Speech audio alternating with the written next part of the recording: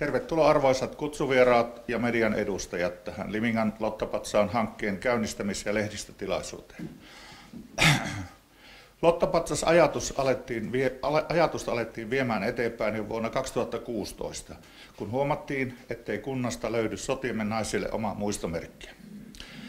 Nyt tämä Limingan Lakeustalon läheisyyteen vuonna 2026 nouseva Pohjois-Suomen ensimmäinen näköis-Lottapatsas-hanke on virallisesti käynnistetty. Väkilukuun suhteutettuna lottatoiminta oli valtakunnallisestikin arvioituna erittäin aktiivista vuosina 39-44 Limingassa ja naapuripitäjissä. Nouseva Lottapatsas kunnioittaa niin Limingan ja Rantalakeuden alueen kuin koko Suomessa toimineita lottia sekä heidän tekemänsä arvokasta työtä sotilaiden huoltamisessa, hoitamisessa sekä monissa erilaisissa annetuissa maanpuolustustehtävissä niin alueellisesti kuin valtakunnallisestikin. Heidän harteilleen jäivät sota-aikana kotiseudulla niin miesten kuin naisten työt. Sodan päätyttyä he joutuivat monessa liminkalaisessa kodissa sen tosiasian eteen, että miehet palasivat sodasta vaikeasti vammautuneina tai eivät palanneet ollenkaan. Syyskuussa 99 vuotta täyttänyt liminkalainen Lotta Elvi Tervo toimi talvisodan aikana ilmavalvontalottana Limingassa.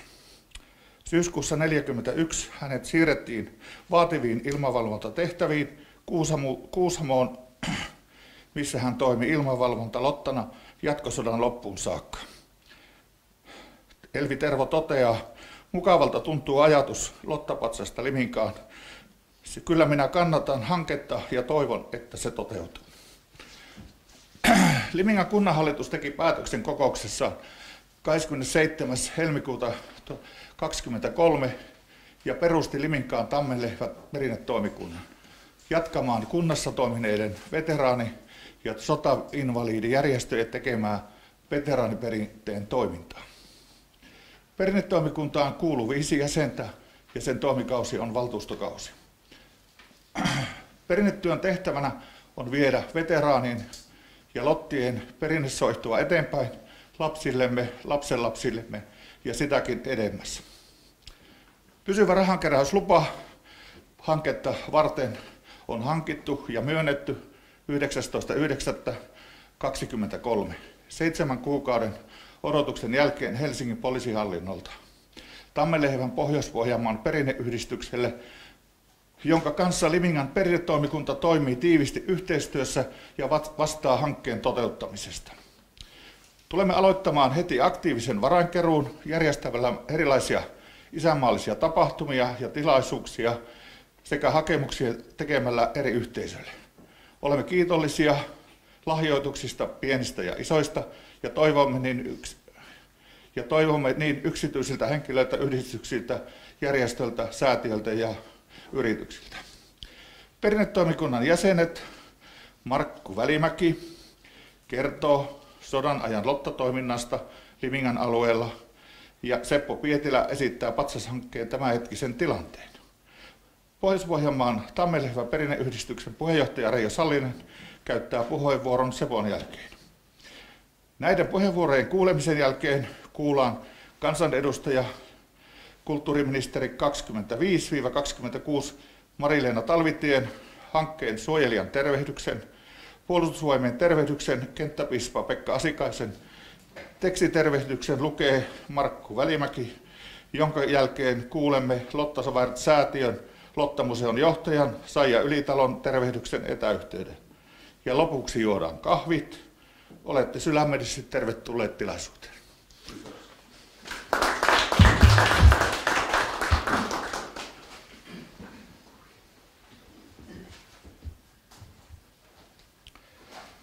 Arvoisat kuulijat, esitän aivan lyhykäisen katsauksen tavallaan kevyen pintaraapaisun lottatoimintaan täällä Limingassa ja Rantalakeuden alueella. Toimintaan kuului alusta saakka jäsenistön kouluttaminen ja harjaannuttaminen monenlaisiin tehtäviin. Tätä kouluttamista varten perustettiin jaostoja, kuten lääkintäjaosto, muonitusjaosto, varusjaosto, toimisto- ja viestijaosto sekä keräys- ja huoltojaosto.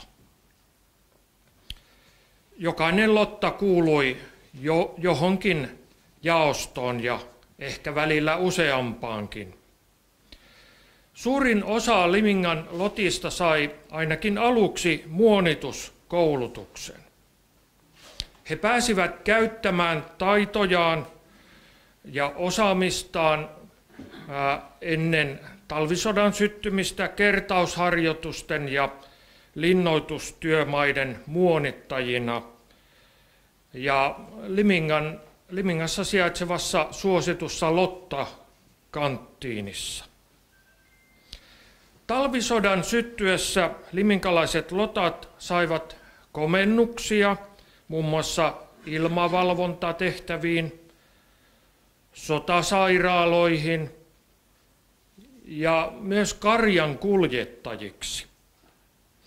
Tärkeää oli lämpimien varusteiden, kuten sukkien, sormikkaiden ja muiden lämpimien varusteiden kutominen sotilaille. Merkittävää oli myös leipien leipominen. Täältä lähetettiin valtavia määriä leipiä rintamalle. Eli valtavat määrät leipiä paistui liminkalaistenkin, kuten muidenkin pitäjien pirttien uuneissa. Muiden tehtävänsä ohella lotat osallistuvat muun muassa mottitalkoisiin ja romujen ja sormusten keräämiseen.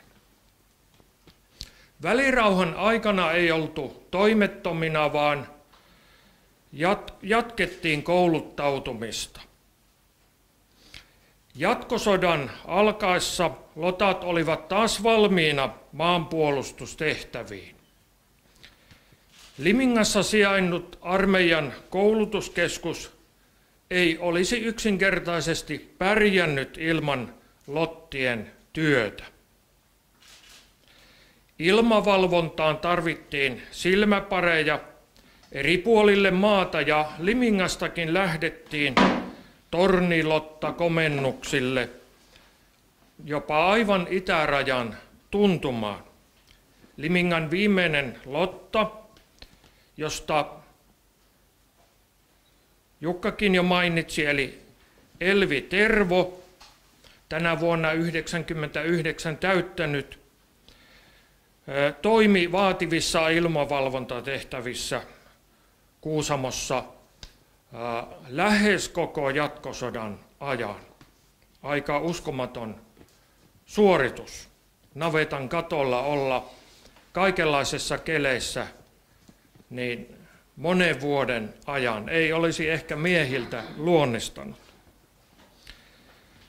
Lotta-toiminta jatkui vielä jonkin aikaa sodan päättymisen jälkeenkin. Limingassa lotat esimerkiksi avustivat sotaleskiä ja sotaorpoja. Lotta Svärd-järjestön toiminta täällä Limingassa päättyi 17. päivä marraskuuta vuonna 1944. Silloin pidettiin paikallisyhdistyksen viimeinen kokous.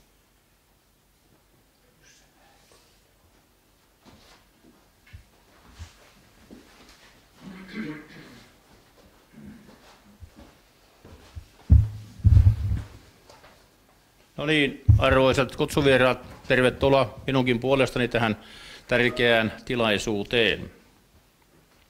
Kuten Jukka tuossa avauspuheenvuorossa esitti, Lotta-patsasta ei ole Pohjois-Suomessa.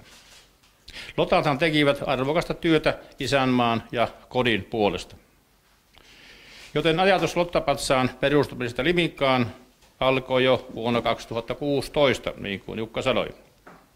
Tällöin Limingan kunta sai alustavasti suunnittelijoilta tiedon asiasta. Patsashankkeen takana on tänä keväänä kuntaan perustettu Tammenlehvän perinnetoimikunta, joka vastaa hankkeesta. Valtakunnallinen varainkeräyslupa on myönnetty Tammenlehvän Pohjois-Pohjanmaan perinneyhdistykselle, niin kuin tässä tuli jo esille, jonka kanssa perinnetoimikunta toimii tiiviissä yhteistyössä.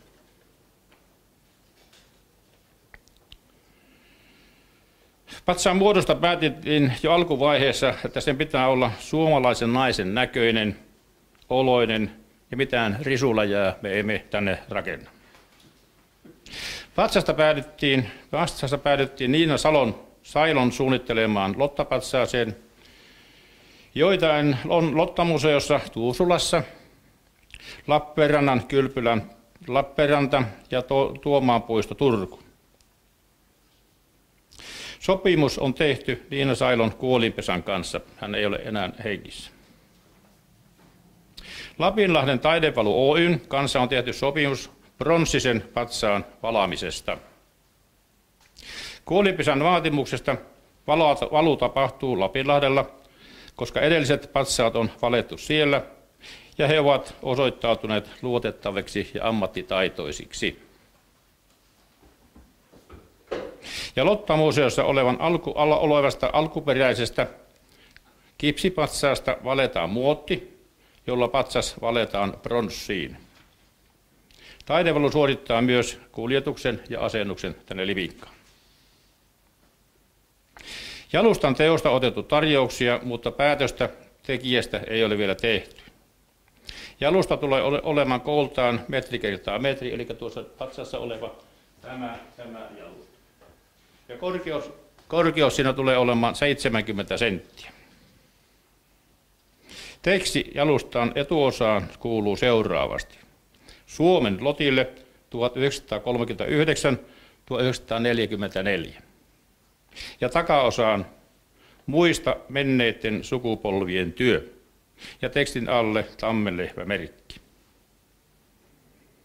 Limingan kunta on lupautunut tekemään maastotyöt ja valaamaan anturan. Paikka, mihin se sitten tulee.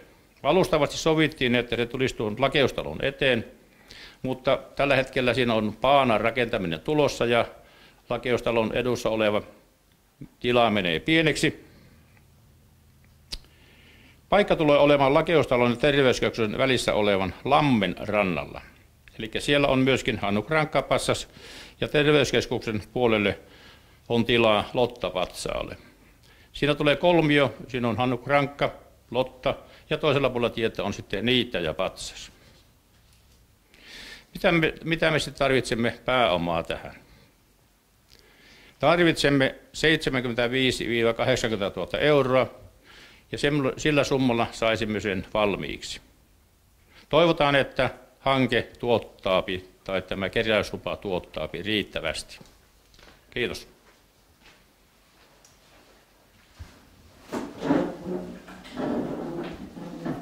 Hyvät ystävät, minä edustan tässä tilaisuudessa Tammenlehvän Pohjois-Pohjanmaan perinneyhdistystä ja samoin Raimo Sehun tuossa pöydän päässä, niin olemme myöskin sotaveteraanin piirin tehtävissä mukana. Ja molemmilla meillä on tämmöisiä liminkalaisia juuria, että minun äiti on liminkalainen lähtöisin ja isä on Lumijoelta ja Limingassa on mennyt naimisiin. Mä siihen palaan vielä tuossa ajan päästä. Ja Raimon isä on Limingasta lähtöisin myöskin. Tällä hetkellä nämä sotiemme veteraaneista, joilla on tämä Tammenlehvä-tunnus, niin niitä on täällä Pohjois-Pohjanmaalla jäljellä 254 ja niistä 185 on naista ja 69 miestä, siis koko Pohjois-Pohjanmaalla. Ja tämähän osoittaa sen, että nämä veteraanijärjestöt ovat nyt tehtävänsä tehneet ja ne ovatkin ajamassa nyt toimintojansa alas. Ja tämä Tammenlehvän Perinneyhdistys ja valtakunnallisesti Tammenlehmän perinneliitto on nyt ottamassa vastuuta siitä, että jäljelle jäävistä veteraaneista, heidän puolisoista ja leskistä kannetaan huolta, eli annetaan heille sitä tukea, mitä järjestö voi antaa. Ja tämän perinneyhdistyksen ja perinneliiton tärkein tehtävä tulee tulevaisuudessa olemaan viime sotien sukupolven perinteiden ja arvojen siirtäminen seuraaville sukupolville ja niiden vaaliminen. Ja sitä työtähän on myöskin tämä Lotta Patsas-hanke. Tähän perinneyhdistykseen on kutsuttu jäseniksi kaikki Tammenlehvän veteraanit, joilla on Tammenlehvä-tunnus, sekä miehet että naiset.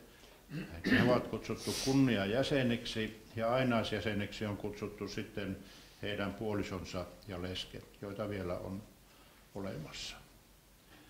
Ja tärkeä toimintamuoto on se, että me olemme saaneet kumppaneiksi kunnat ja seurakunnat, ja tämä Limingan perinnetoimikunta, josta täällä on jo puhuttu, niin se on osa tätä, että jokaisessa kunnassa itse asiassa jo nyt Pohjois-Pohjanmaalla on tämmöinen perinnetoimikunta tai vastaava, joka on ottanut vastuuta näistä veteraanien tukemisesta ja tästä perinteen siirtämisestä ja vaalimisesta. Henkilöjäseniä siellä on sitten tulee olemaan nämä kannattajajäsenet alunsa mukaan, jotka ovat olleet näissä Sotainvalidien veljesliitossa, Sotaveteraaniliitossa ja Rintamaveteraaniliitossa. Ja yhteisön jäseniksi me ollaan kutsuttu näitä, sanotaan, aluetason yhteisöjä, joiden eräs tehtävä on tämä sotiemme sukupolven arvojen ja perinteen vaaliminen. No sitten tässä hankkeessa Tammenlehmän perinneyhdistys on mukana sillä tavalla, että liminkalaisten kanssa on yhdessä hoidettu, että tämä yhdistys on hakenut tämän keräysluvan ja me olemme luvanneet toimia tässä tämmöisenä tukena, semmoisena tukena, mitä järjestö voi antaa, ja sitten tämän talouden, että meille tulee sitten siellä on oma tilinsä sitten tälle patsashankkeelle, ja sitä käyttää vain sitten tämä Limingan perinnetoimikunta. Tuossa kun tuli mainittua, että minulla on näitä liminkalaisia juuria, niin kaivoin tuolta laatikon kätköstä tuommoisen vanhan albumin, jossa on 3 liminkalaisen lotaan hääkuvat. Ne on 30-luvun puolessa välissä niin juhannuksen aikana pidetty häät, ja ne ovat olleet kruunuhäät, ja heillä on ollut kaikilla päässään tämmöinen Lotta kruunu, jonka on ruotsalainen konsuli Hedgren lahjoittanut Lotta-järjestölle, niin tämä mä voin panna kiertämään, niin voitte katsoa vähän Limingan historiaa. Ja lyhyesti toivotan menestystä tälle hankkeelle, ja toivotaan, että 26 vuonna, jolloin Oulu viettää tämmöistä juhlavuotta, eli ollaan Euroopan kulttuuripääkaupunki, ja Liminkahan on siinä ilmeisesti mukana myöskin tässä hankkeessa, niin että silloin saamme tänne tämän Lotta Patsaan. Kiitoksia.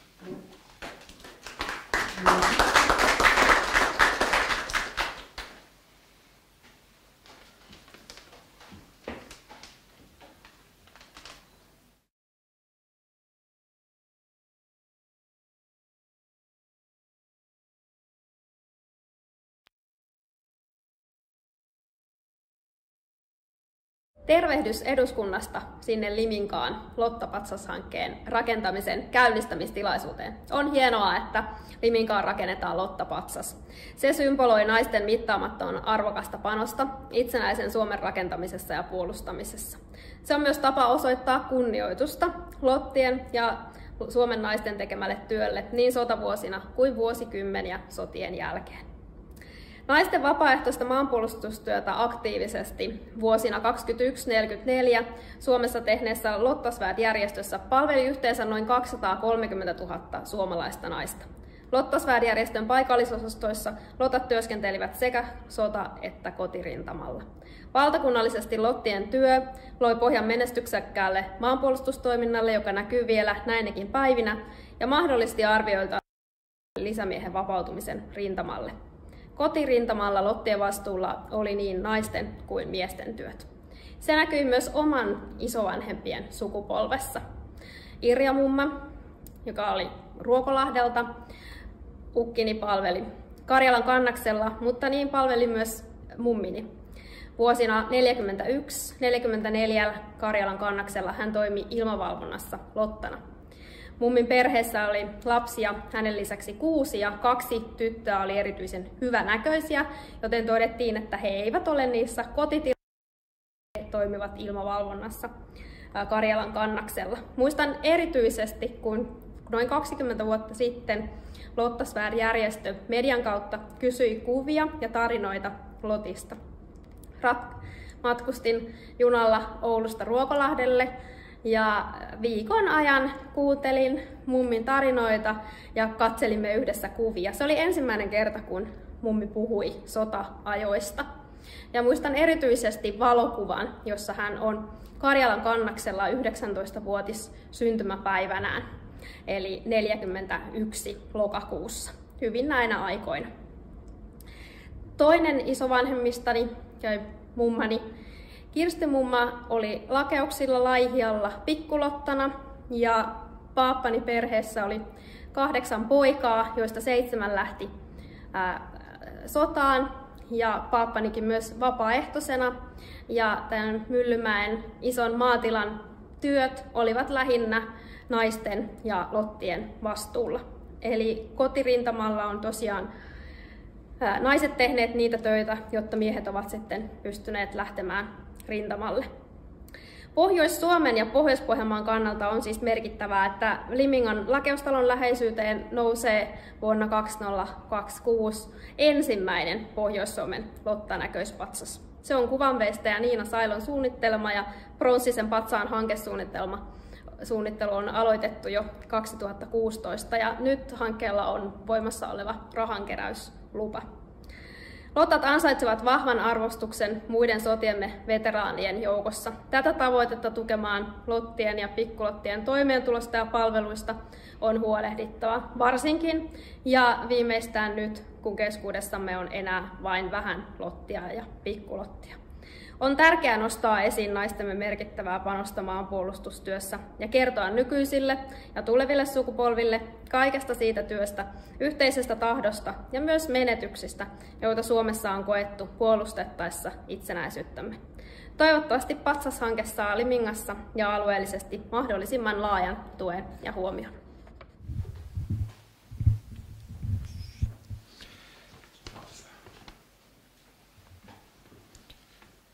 Kenttäpiispa Pekka Asikaisen tervehdys.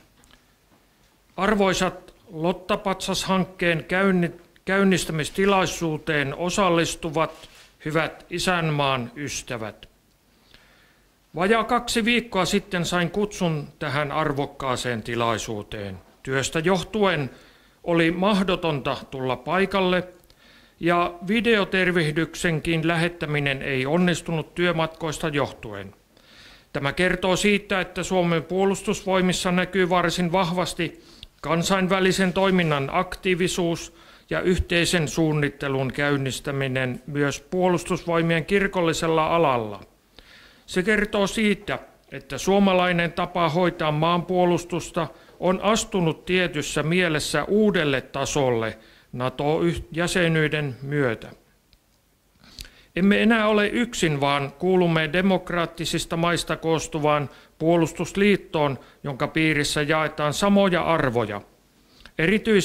Erityisesti naisten oikeuksien edistäminen ja tasa-arvo on yksi tärkeimmistä arvoista NATO-maiden piirissä. Naisten mahdollisuus toimia aktiivisena maanpuolustuksen hyväksi on erityisen kannatettavaa. Vaikka Suomessa asevelvollisuus koskee miehiä, on vapaaehtoista asepalvelusta suorittavien naisten lukumäärä ollut kasvamassa. Tämä on myönteinen kehitys. Naisten maanpuolustustyöllä on kunniakkaat juurensa. Tärkein historiallinen yksityiskohta on Lotta Svärd-järjestön tekemä työ. Vuosina 1920 vuoteen 1944 toiminut suomalainen naisten vapaaehtoisuuteen pohjautuva maanpuolustustyön tukijärjestö perustettiin tukemaan suojeluskuntia. Sotavuosien aikana lotat toimivat lukuisissa maanpuolustusta tukevissa toimissa. He vapauttivat noin 25 000 miestä sotilaallisiin tehtäviin. Sodan jälkeisen lakkauttamisen jälkeen Suomen naisten huoltosäätiö vaihtoi kesäkuussa 2004 nimensä Lotta Svärd-säätiöksi. Lotta Svärd-säätiö on toiminut siitä asti jälleen aktiivisesti. Lotta-lupaus kertoo järjestön kannattamista arvoista, joihin kirkossa valansa vannonut nuori Lotta sitoutui. Maanpuolustustehtäviin sitoutumisen lisäksi Lotta sitoutuu puolustaa uskontoa, kotia ja isänmaata. Tai ehkä perinteisemmässä järjestyksessä sanottuna kotia, uskontoa ja isänmaata. Sana kolmikon sisältöä on ajan saatossa hieman päivitetty, mutta perusintendio on edelleen sama. Nuoret voivat entistä huonommin ja päämäärä näyttäisi elämässä puuttuvan. Samalla kuitenkin on muistettava, että suurin osa nuorista voi hyvin. Turvallisen kodin merkitystä hyvinvoinnin turvaajana ei voi koskaan liikaa korostaa. Uskonnolla on tärkeä merkitys elämän tasapainossa ja hyvinvoinnissa. Uskonnolliset juuret vahvistavat ehjää kasvua. Juuret kantavat niin yksilöä kuin kansakuntaa myrskyissä ja luovat toivoa siitä, että tulevaisuus on korkeimman kädessä. Isänmaa oli menneille sukupolville rakas ja niin se on myös meille. Suomalaisen yhteiskunnan rakentaminen kaikkien kodiksi on tärkeää. Suomalaisuus ja yhteinen isänmaa yhdistää erilaisista taustoista huolimatta. Nuorten osallisuuden vahvistaminen yhteiskunnassamme on erityisen tärkeä asia, sillä siitä oli pohjimmiltaan kyse Lotta Svärd-järjestön toiminnassa. Tässäkin suhteessa järjestö voi toimia tämän ajan esikuvana. Limingassa käynnistyvä patsashanke on kaikin tavoin kannatettavaa. Olette ottamassa rohkeaa askelta eteenpäin, ja tähän haluan teitä kaikkia kannustaa. Hanke muistuttaa nykyistä ja tulevia sukupolvia järjestön arvokkaasta työstä. Erityisesti haastan teitä kaikkia miettimään sitä, millä tavalla lottien arvoja voitaisiin elää todeksi Limingassa 2020-luvulla nykynuorten keskuudessa. Haluan puolustusvoimien puolesta toivottaa parhainta menestystä patsashankkeellenne. Toivotan teille kaikille varjelusta ja hyvän Jumalan siunausta elämäänne. Pekka Asikainen, Suomen puolustusvoimien kenttäpiispa.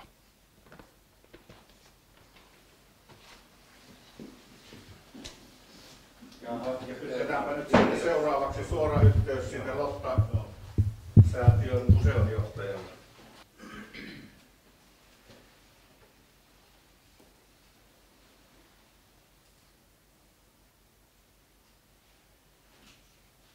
Tervehdys, ja olet suorassa lähetyksessä ja otamme puhetta sitten.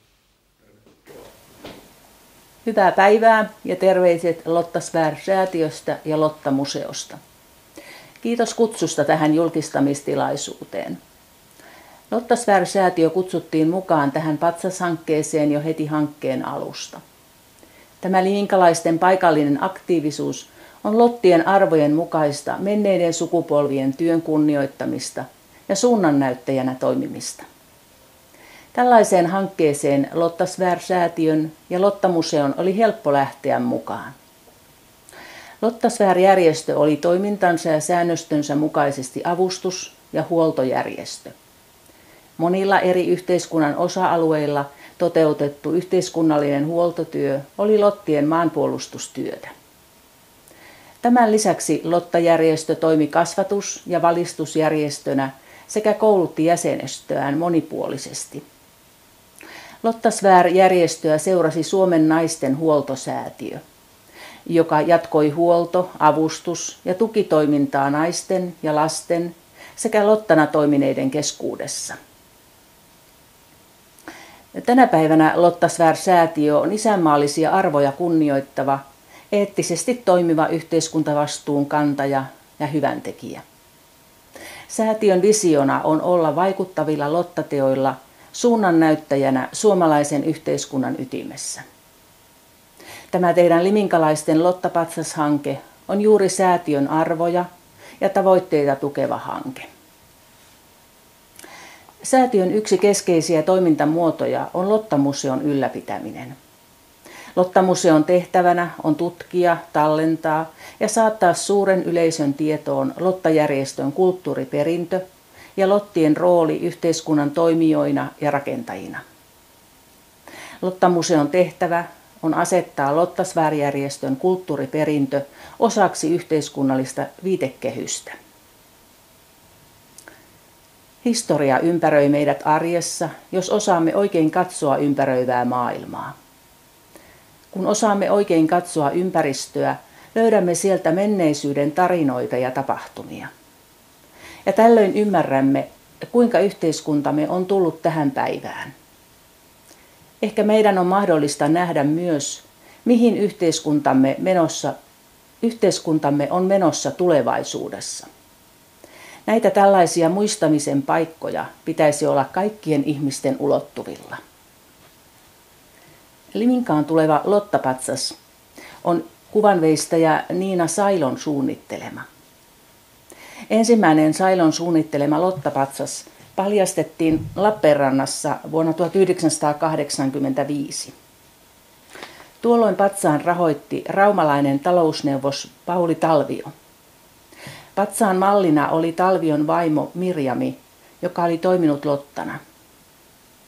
Pronssipatsas esittää lottaa, jolla on yllään talvimantteli ja reppu. Matkavarusteet jalkojensa juuressa ja hän odottaa kuljetusta komennukselle. Sailon Lottapatsaasta on teetetty 2 toisintoa 2000-luvun alussa, joista toinen on Turussa Tuomaan puistossa ja toinen täällä Tuusulassa Lottamuseon puutarhassa. Tämä liminkalaisten Lottapatsas-hanke on merkittävä niin paikallisesti kuin valtakunnallisestikin. Tämä Lottapatsas tulee kertomaan tämän päivän ihmisille ja tuleville polville lottien työstä ja historiasta. Tällöin lottien tarina ei katoa. Tämä on myös esimerkki muille, miten voimme välittää tietoa menneistä polvista ja heidän saavutuksistaan ja rakentaa muistamisen paikkoja oman yhteisömme jäsenille. Mielenkiinnolla seuraamme hanketta ja toivotamme onnea keräykselle. Olen ollut sotilaspoikana 12. maaliskuuta 1944 Oulaisten suojeluskunnan sotilaspoikaosastossa ja sen puoli vuotta, mitä tämä minun aikani kesti, sillä suojeluskunnathan eduskunnan päätöksellä lopetettiin marraskuussa 1944. Mutta monta asiaa ja tehtävää oli sinä puolen vuoden aikana. No niin, mitä tulee sitten tähän Liminkaan patsaisiin, niin olen erittäin iloinen, että Liminkaan tulee Lottapatsas. Olen ollut hankkimassa Liminkaan nämä niittäjäpatsaan sekä tämä Hannukrankkapatsaan ja tuli mieleen Eino Siuruaisen sanonta, kun pyysimme häntä tämän Hannukrankkapatsaan suojelijaksi. niin hän sanoi, että muistakaa 3 asiaa. Näköispatsas, talous on kunnossa ja keskelle Limingan kylä. Ja näin nämä 3 asiaa toteutui ja näyttää, että nyt toteutuu tällä Lottapatsallekin. No mitä tulee tähän paikkaan, missä me nyt olemme. Tällä paikalla oli Limingan suojeluskunnan talo ja sitten tuossa tuo kivipatsas meidän selän takana on tältä alueelta Lakeuden miehet lähtivät sotaan. Se itse rakennus on purettu huonokuntoisena ja tähän rakennettiin tämä Jussila tähän paikalle ja tässä on asunut veteraaneja ja nämä järjestöt, niin sotaveteraani, rintamamiesveteraani ja muut järjestöt ovat tässä kyseisessä tilassa toimineet ja on mukava, kun on tässä tilassa nyt tämä kokous ja saadaan Liminkaan Lottapatsas. Limingassa oli 500 lottaa, joka on harvinaista. Väkiluku oli vähän yli 4000. Kiitos.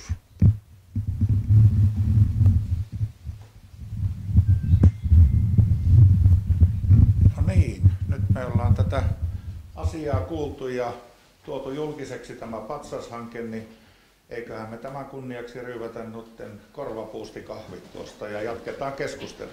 Kiitos.